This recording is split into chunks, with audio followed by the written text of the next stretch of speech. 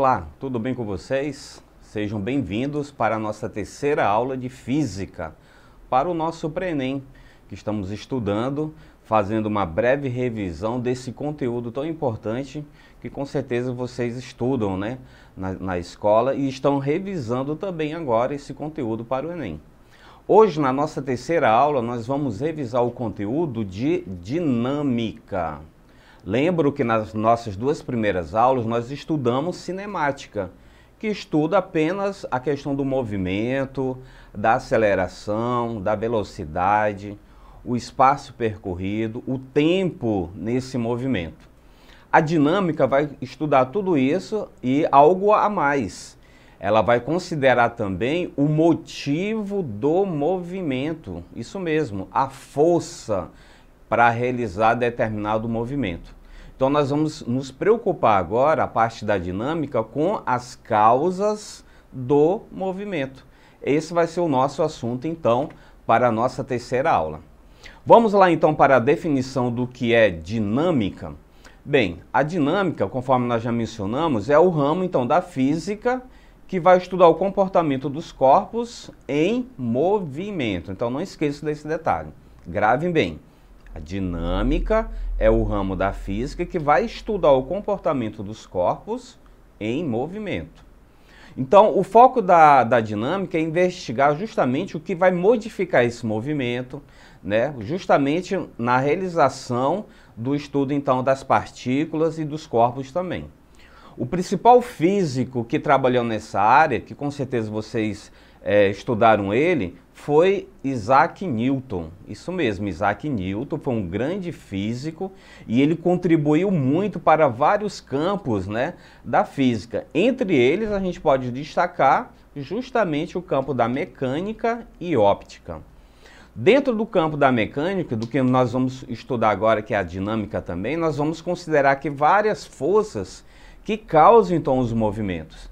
Nós vamos concentrar, por exemplo, na força de atrito, que é justamente a força que há entre os corpos e o solo, a força gravitacional, quando os corpos estão caindo, a força aplicada em alguns objetos, a força de arrasto, como nós podemos ver no slide aí, quando uma pessoa está saltando de paraquedas, uma força elástica, a força magnética e a força de atração.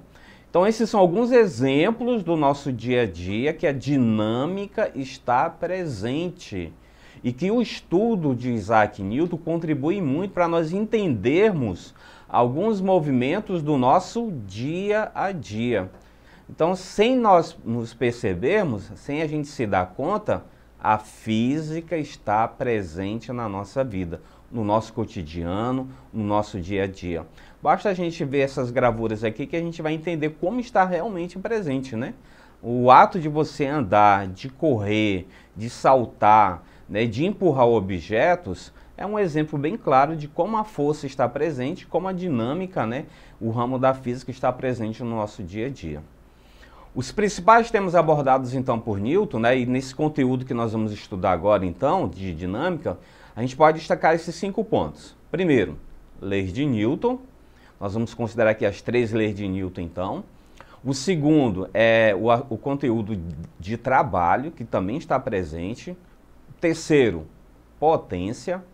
Quarto, gravitação. E quinto, energia mecânica. Lembrando, pessoal, que esses conteúdos, né, são dos conteúdos mais abordados no tema do Enem, a parte da dinâmica. Então, esses conteúdos aqui, esses 5 alistados aqui para vocês, são temas que sempre estão presentes no Enem, né? Então, é um dos temas mais trabalhados, mais discutido, que colocam, realmente se cobra no Enem. Então, vamos destacar alguns desses pontos aqui que nós alistamos para vocês. Vamos começar aqui pelas leis de Newton, então? Então vamos lá. Primeira lei de Newton. Com certeza todo mundo lembra aqui, né? A lei da inércia. Isso mesmo. A primeira lei de Newton é conhecida como a lei da inércia. O que significa isso? Bem, de acordo com essa lei, todo o corpo ele vai continuar em seu estado de repouso ou de movimento uniforme, a menos que uma força seja aplicada nesse corpo para ele mudar o seu estado. Se ele estiver em repouso, recebeu uma força, então ele vai sair do repouso. Se ele estiver em movimento e receber uma força para parar, então ele vai modificar então justamente o seu movimento. Então, se isso não acontecer, se ele não sofrer essa força, ele vai continuar em repouso ou vai continuar em movimento uniforme. Quando isso acontecer, nós dizemos que estamos aplicando a primeira lei da inércia. Então, lembre-se, a lei da inércia pode estar inserida em todas as questões do Enem e às vezes ele nem é cobrado diretamente esse assunto. Aparece na questão a lei da inércia, mas ele cobra um outro assunto também no conteúdo das questões do Enem. Então lembre-se desse detalhe. Certo então? Então, primeira lei de Newton é a lei da inércia. O corpo vai continuar no estado de repouso ou de movimento, a menos que ele sofra uma força sobre ele. Um exemplo bem clássico disso, pessoal, que a gente vê no nosso dia a dia, da primeira lei de Newton, é conforme a gente pode ver aqui no desenho. O cavaleiro aqui sendo atirado para frente, né, quando o cavalo ele para de repente. Então ele vai continuar no seu movimento, ó. Então isso aí é a lei da inércia. Quer ver um outro exemplo que a gente vê no nosso dia a dia? Quem anda de carro, de ônibus, já deve ter acontecido. Quando o carro, o ônibus, freou bruscamente, a tendência do nosso corpo é ir para onde? Para frente. Não é isso mesmo? Isso é a lei da inércia. Ou quando o carro ou o ônibus acelera de uma vez, sem a gente esperar, o nosso corpo tende a ir para trás. Isso mesmo. Então isso aí é a primeira lei de Newton. Viram como as leis de Newton, né, estão presentes no nosso dia a dia, no nosso cotidiano, no assunto de física, né, de dinâmica. Então se a gente parar um pouquinho para pensar, a gente vai ver que não é difícil assim, né? Então são coisas corriqueiras que está sempre presente no nosso dia a dia. Então um exemplo clássico, né, da primeira lei de Newton, então, conforme nós vimos. Segunda lei de Newton. A segunda lei de Newton é o princípio fundamental da dinâmica. É uma das implicações justamente da primeira lei de Newton, né? Que diz que para a velocidade de um corpo sofrer variação em um referencial inercial, ou seja, sofrer aceleração, é necessário a aplicação de uma força. Então ele só vai mudar seu estado de inércia se receber uma força. O estado de inércia, então, de repouso ou de movimento de um corpo, vai depender da sua massa. Então, relacione o estado de inércia com massa. Quanto maior a sua massa, maior, então, a força de inércia. Escrevendo, então, a função da aceleração e com a segunda lei de Newton, então, nós temos aqui o princípio fundamental da dinâmica, que diz o quê? Que a força F é igual a m de massa vezes a aceleração. Então essa é o princípio fundamental da dinâmica e é a equação matemática que nós vamos usar. Então não esqueçam, força resultante, né, F, é igual a massa vezes A. Lembrando, pessoal, que nessa fórmula a massa, o m, é constante. Quem vai mudar é a força e a aceleração. A força pode ser maior ou menor e a aceleração também vai ser maior ou menor. Mas o m de massa vai ser constante, então, já que o corpo, né, não vai mudar, não vai ser modificado ali, então. Ok, então? Segundo a lei de Newton, então diz o que para nós? O princípio fundamental da dinâmica, né? Força é igual a massa vezes aceleração, certo? Vamos agora, então, aqui para um exemplo, aqui no desenho, da segunda lei de Newton. Então a gente vê aqui no primeiro desenho uma pessoa empurrando um carro com a massa m. Então essa massa não vai mudar, lembre-se disso. Então lembre lá no primeiro desenho nós temos uma aceleração e uma força F sendo aplicada no carro. Considerando que não há atrito, tá certo? Que não há força de atrito nesse movimento que a gente está observando aí. No segundo quadro a gente está observando duas pessoas empurrando o mesmo carro. Notaram que a massa não mudou? Mas o que foi que aconteceu com F e com a aceleração? A força aumentou e, consequentemente, a aceleração também aumentou, visto que a aceleração é diretamente proporcional à força. Já no terceiro desenho, nós temos agora 3 pessoas empurrando a mesma massa. O que foi que aconteceu? A força aumentou e, consequentemente, a aceleração também aumentou. Agora vamos ver no quadro abaixo, né? Nós temos agora que a força vai permanecer constante, mas a massa vai mudar. 3 pessoas estão empurrando a massa de um carro. Mas quando eles mudam, né, saem do carro e vão empurrar um caminhão, que a massa é maior do que o carro, note que a força continua sendo a mesma. Mas o que foi que mudou? No desenho a gente observa que a aceleração diminuiu. Por que a aceleração diminuiu? Porque a massa aumentou. Então a aceleração em relação à massa é inversamente proporcional. Está certo? Se você aumentar a massa e deixar a força com o mesmo valor, a aceleração vai diminuir e vice-versa. Então esse é um exemplo clássico, né, que a gente vê também no nosso dia a dia de aplicação de força, né, de como ele vai adquirir aceleração no mesmo corpo e também em corpos diferentes então. Agora nós vamos ver a terceira lei de Newton. É muito famosa a terceira lei de Newton, que fala sobre o princípio da ação e reação. Todos nós já ouvimos essa frase, né? Toda ação corresponde a uma reação. Então, essa é a nossa terceira lei de Newton. Então, a gente vai ver agora que a terceira lei de Newton também é aplicada no nosso dia a dia. Como diz a definição, né? A toda ação há sempre uma reação oposta e de igual intensidade. É por isso que quando você, por exemplo, dá um murro, né, na parede, a força que foi aplicada na parede volta para a sua mão também. Por isso que você sente dor. Então isso é um exemplo simples, né, do nosso dia a dia que a gente tem do princípio da ação e reação. Lembrando que as forças são opostas, mas de mesma intensidade. Assim, a gente pode resumir que as forças de ação e reação são forças de mesma natureza, que atuam em pares, e a resultante entre elas não pode ser nula. Por quê? Porque elas vão agir em corpos diferentes. Ou seja, a gente pode dizer que as forças de ação e reação vão apresentar a mesma intensidade, porém com sentido, a direção diferente. E o sentido é contrário entre eles. Ok?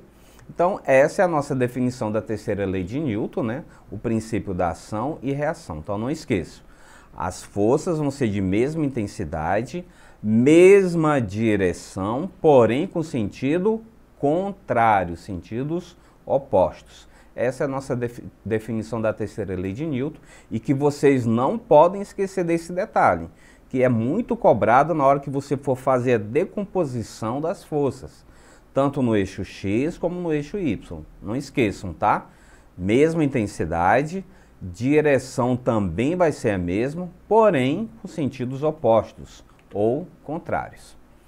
Agora vamos partir para um outro campo que ainda está dentro do princípio das considerações de Newton, que é a energia mecânica, que também considera as forças, né, que a gente acabou de ver. A energia mecânica nada mais é que uma grandeza física que vai mensurar a capacidade de um corpo em realizar determinado trabalho. E o trabalho lá na física, lembre-se, é a transferência de energia devido à atuação de uma força. Por isso que a fórmula matemática é escrita da seguinte forma: trabalho, né, você vai representar por essa letra T, essa letra grega, igual a F de força, o mesmo F que a gente acabou de ver, vezes o deslocamento, vezes o cosseno do ângulo θ, certo? Lembrando que o F vai representar a nossa força que vai atuar no corpo, o D vai ser a distância percorrida pelo objeto, né, a distância que ele se deslocou, e θ vai ser o ângulo entre a orientação da força e do deslocamento. Geralmente esse ângulo, pessoal, vai ser o cosseno, né, do ângulo de 0 graus ou 180. Se for 0 graus, então lembre-se que cosseno de 0 é 1. E se for 180 graus, o cosseno de 180 vai ser igual a menos 1. Então, não esqueça que na energia mecânica é considerado também, tá, sempre na ausência de atrito. Por enquanto, a gente não está considerando a força de atrito também, que está presente, né, no nosso dia a dia. Por isso que vai ocorrer a conservação da quantidade energética, então, do corpo. Correto? Dentro da energia mecânica, nós vamos ver agora que existe dois tipos de energia. A energia cinética e a potencial. O que seria, então, a energia cinética e a energia potencial? Esses dois grupos, então. Então, vamos ver o primeiro, que é a energia cinética. A energia cinética, ela vai relacionar, então, o movimento do corpo com a velocidade. Por isso que na fórmula aí, vocês podem ver no slide, que a energia cinética é C, é igual à massa do corpo vezes a velocidade dele ao quadrado, dividido para 2. Como vai haver a conservação da energia, nós podemos calcular o trabalho também dessa energia, que vai ser justamente a variação da energia cinética. A energia cinética inicial e a energia cinética final. Quando a gente acha a variação da energia cinética, consequentemente, nós estamos encontrando o trabalho resultante da energia cinética, então. Certo? A energia potencial. A energia potencial diz respeito ao armazenamento energético que um corpo possui em realizar o trabalho com relação ao posicionamento no espaço. Para isso, são consideradas posições também finais e iniciais do objeto no ambiente, independente do trajeto dele.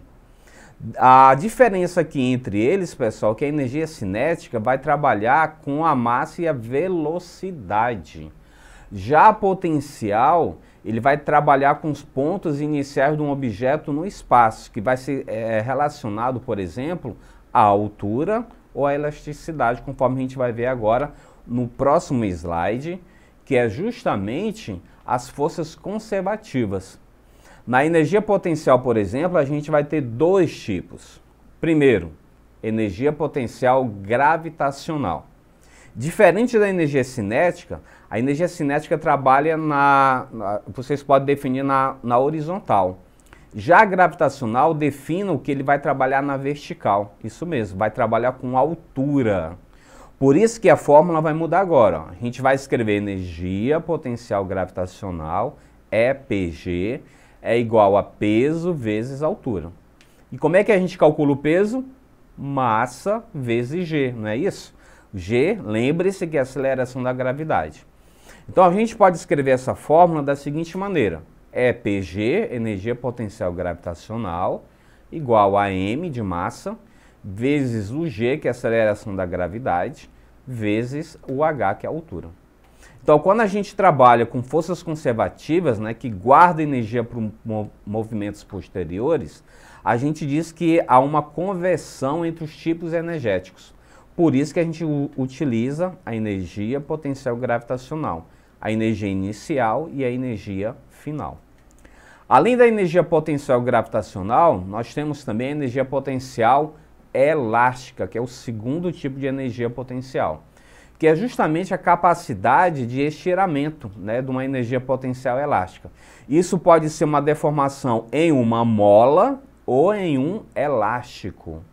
Como a composição do material é variável, adotou-se então uma constante, que a gente representa pela letra K. Então a letra K vai representar justamente essa constante elástica do material. Lembrando que pode ser um material elástico ou pode ser uma mola. Como é que a gente vai escrever a fórmula matemática da energia potencial elástica? Da seguinte forma, ó, EPEL, que é a energia potencial elástica, igual ao trabalho da força elástica. E a gente pode substituir o trabalho da força elástica por K, que é a constante, vezes x ao quadrado, dividido para 2. Note que a equação, pessoal, é similar à da energia cinética, não é isso? Só que o m de massa foi substituído pelo K e o v ao quadrado foi substituído pelo x. Quem é o x? O x é a medida em metros que o elástico se deformou, a deformação do material. Tá certo? Então lembre-se disso. O x representa a deformação em metros do material. Resumindo, a gente pode escrever então que a energia mecânica vai ser igual à energia cinética mais a energia potencial, que pode ser a gravitacional e pode ser a elástica. Lembrando que vai haver uma conservação dessa energia. Correto, pessoal? Então, não esqueça esse detalhe. Energia mecânica é igual à energia cinética mais a energia potencial. Vamos aqui para nossas questões de revisão, então. Temos aqui a primeira questão que caiu no Enem de 2017. Olha só o que diz essa questão. Em uma colisão frontal entre dois automóveis, a força que o cinto de segurança exerce sobre o tórax e o abdômen do motorista pode causar lesões graves nos órgãos internos. Pensando na segurança do seu produto, um fabricante de automóveis realizou testes em 5 modelos diferentes de cinto. Os testes simularam uma colisão de 0,30 segundos de duração. E os bonecos que representavam os ocupantes foram equipados com acelerômetros. Esse equipamento registra o módulo da desaceleração do boneco em função do tempo. Os parâmetros, como massa dos bonecos, dimensões dos cintos e velocidade imediatamente antes e após o impacto, foram os mesmos para todos os testes. Olha só, pessoal, uma questão relacionou algo do cotidiano que acontece no nosso dia a dia, não é verdade? Colisão de automóveis, né, que a gente sempre vê noticiários acontecendo. Então, relacionou esse assunto do dia a dia com o assunto da dinâmica, de física aqui que a gente acabou de ver. Vamos ver então o que ele pede aqui na questão. Ele dá o gráfico aqui dos 5 cintos, então, que foi estudado. Cada linha dessa aí representa o cinto que foi considerado. O tempo também, lembre-se que é de 0 até 0,30 segundos. O que a gente já pode entender desse gráfico aqui, pessoal? Na reta do X vocês têm o tempo, na reta do Y vocês têm a aceleração. Qual é o cinto que atinge a maior aceleração que vocês podem ver no gráfico? Viram aí? É o cinto número 3, né? Pela reta que está sendo representado ali. Qual é o cinto que tem menos aceleração, que alcança menos aceleração? Vocês podem ver que a curva da linha pontilhada, né? Que representa o nosso cinto número 2. Então, com isso aqui, a gente já pode saber qual é a resposta, né? O que vai causar menos impacto para o motorista. Então vamos entender aqui a questão. Então ele pergunta qual desses cintos vai oferecer menos risco. Pelo gráfico nós já sabemos a resposta, né? Qual foi o cinto que alcançou menos aceleração? Foi o cinto número 2, não foi isso? Vamos ver o gráfico novamente? Olha lá o gráfico. A linha pontilhada está mostrando que é o cinto número 2, ó. Ele alcançou menos aceleração no intervalo de tempo, certo? Os outros cintos, ó, estão alcançando uma aceleração bem elevada, podendo causar risco, então, ao motorista, então. Mostrando, então, a resolução aqui da questão, diz o seguinte: o risco de lesão interna está ligado à intensidade da força de frenagem e, portanto, à intensidade da aceleração do carro. Pelo gráfico, nós vimos que o cinto número 2 vai corresponder ao de menor aceleração máxima e, portanto, o de menor risco de lesão. Então, a alternativa para nós marcarmos na questão é a letra B. Então, essa é a nossa resposta, então. Né? Qual modelo de cinto oferece menor risco de lesão interna ao motorista? Então, resposta correta, letra B. Vamos para a nossa segunda questão. Essa caiu no Enem de 2011, então vamos lá. O que ela diz? Para medir o tempo de reação de uma pessoa, pode-se realizar a seguinte experiência.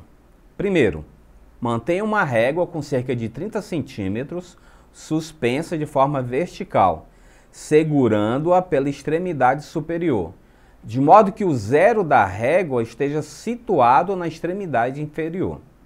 2. A pessoa deve colocar os dedos de sua mão em forma de pinça, próximos do zero da régua, sem tocá-la.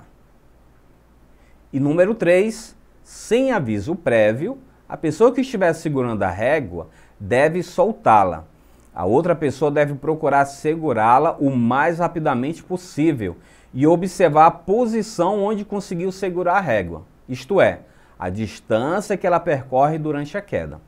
O quadro seguinte mostra então a posição em que 3 pessoas conseguiram segurar a régua e os respectivos tempos de reação.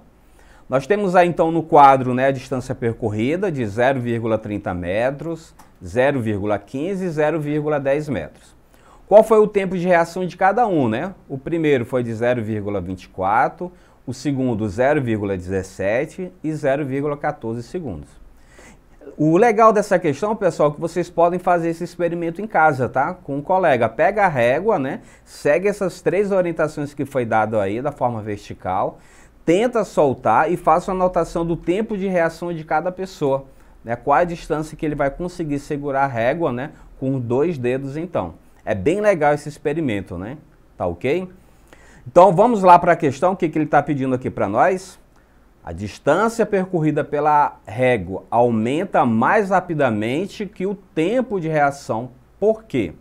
Foi isso que o quadro nos mostrou, não foi? Vou voltar aqui no quadro. Notem novamente o quadro, ó.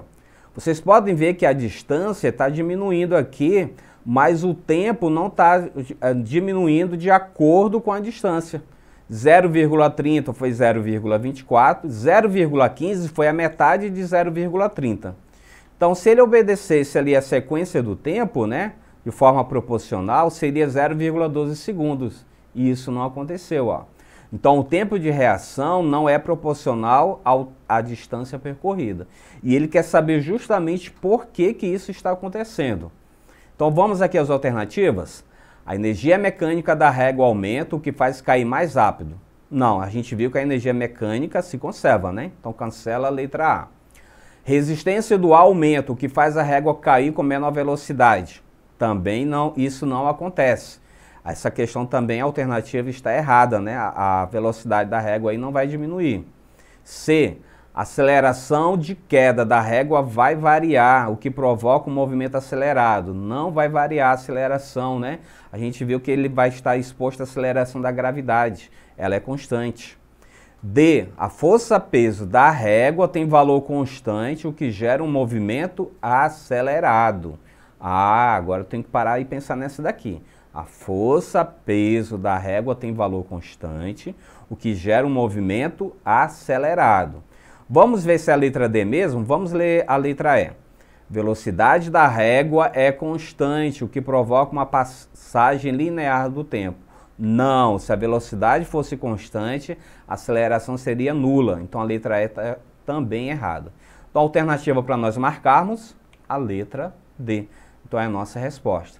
E você pode ver aqui na resolução do slide que essa fórmula matemática, né, que a gente viu lá na cinemática, a função horária da distância, da posição, a gente pode achar então a altura, que é a variação da altura em relação ao tempo.